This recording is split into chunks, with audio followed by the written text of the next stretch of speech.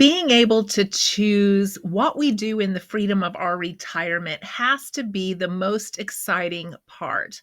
Each day is a clean slate. We can read, we can go to the park, we can fish, we can go camping, we could sew, we can cook, we can watch our favorite TV shows. We can travel. So many options of how we spend those days. So in this video, I'm going to show you some of the fun and frugal ways I have spent the last 10 days. I hope you'll stick around.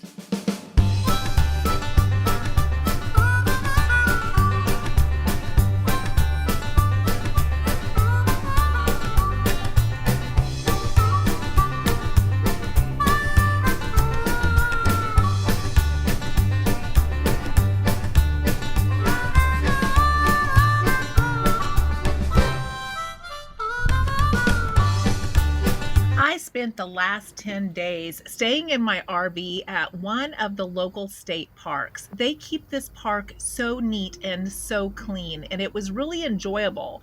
But I found a toadstool patch. Now, toadstools grow when it's really rainy outside, and I haven't seen this many in a long time. And one of my favorite things growing up was stomping a toadstool.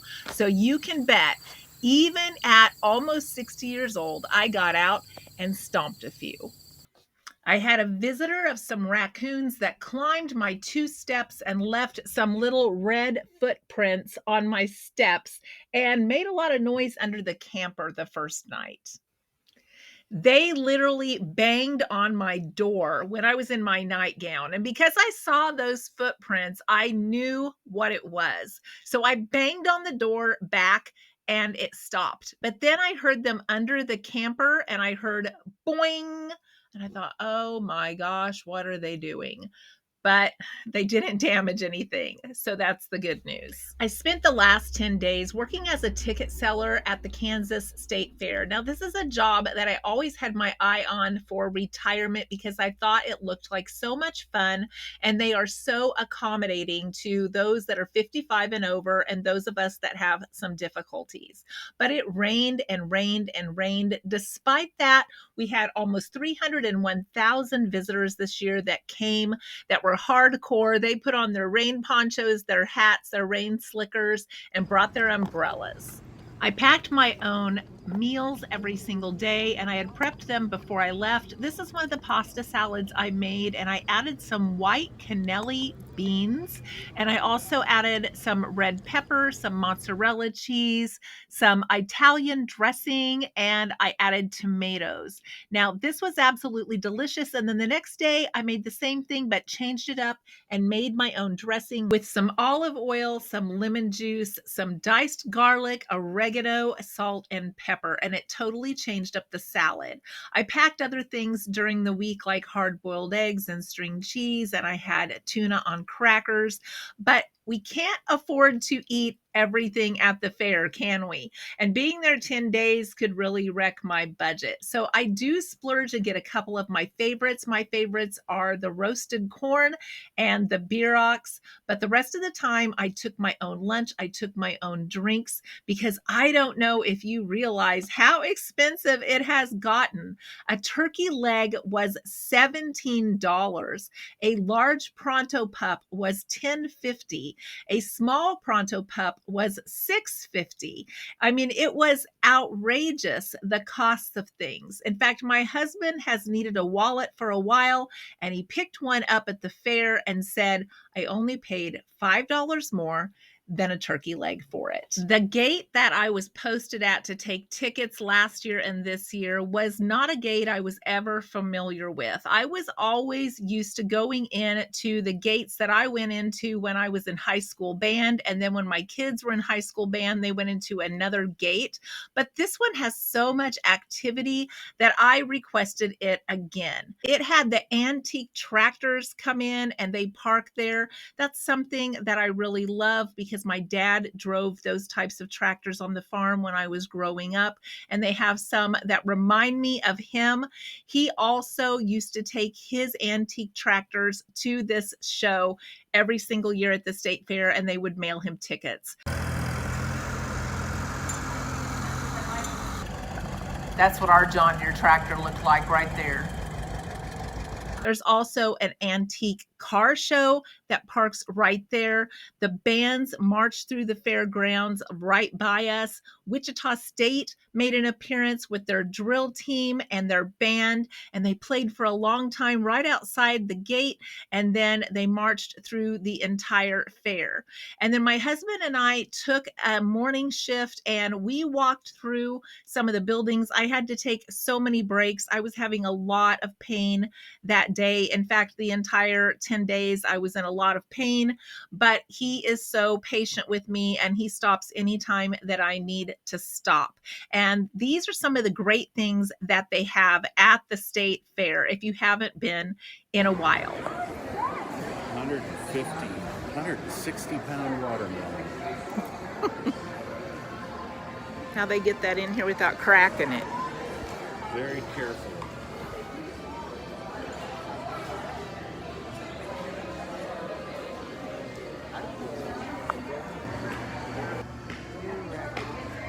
We even found a giant rubber ducky for Ernie from Sesame Street there floating in the hot tub display.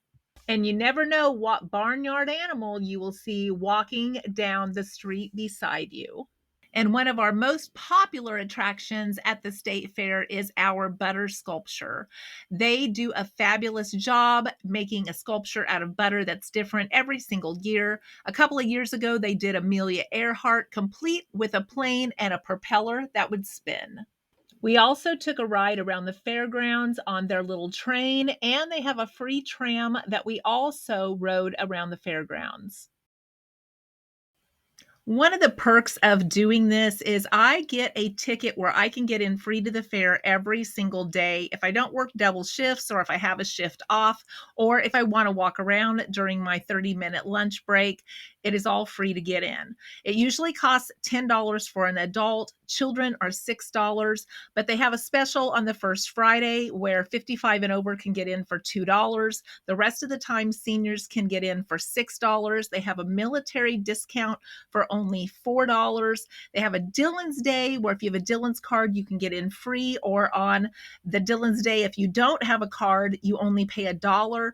Dillon's also brings in a refrigerated trailer full of ice cream cups that they give away. Can you imagine? 301,000 visitors to the fair, and they're giving away free ice cream cups.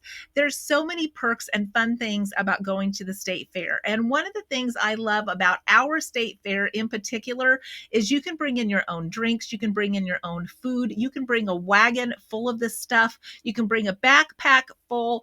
They don't make you throw any of that out and tell you you can't bring it in.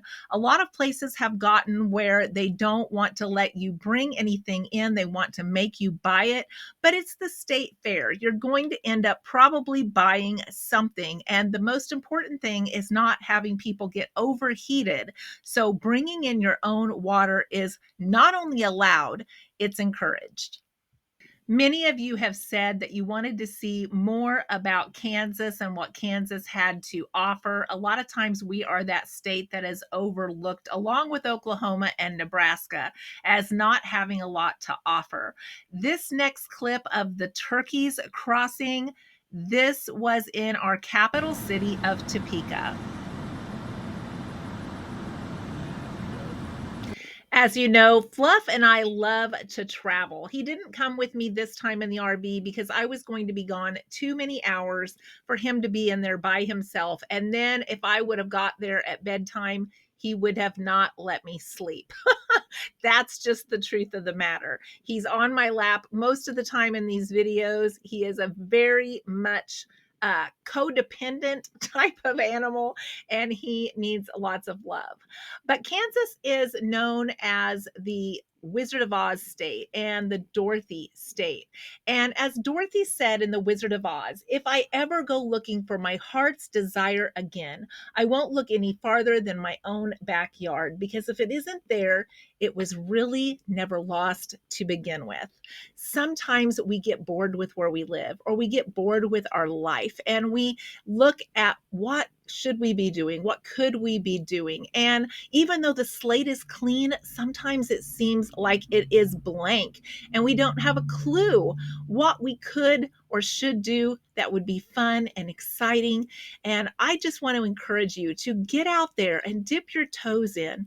Try some things that maybe you haven't tried before. If you don't like it, you don't have to do it again. We're over 55. We don't have to do it again if we don't like it. But maybe you'll be like me and you'll try something like this and you'll say, wow, this is a lot of fun.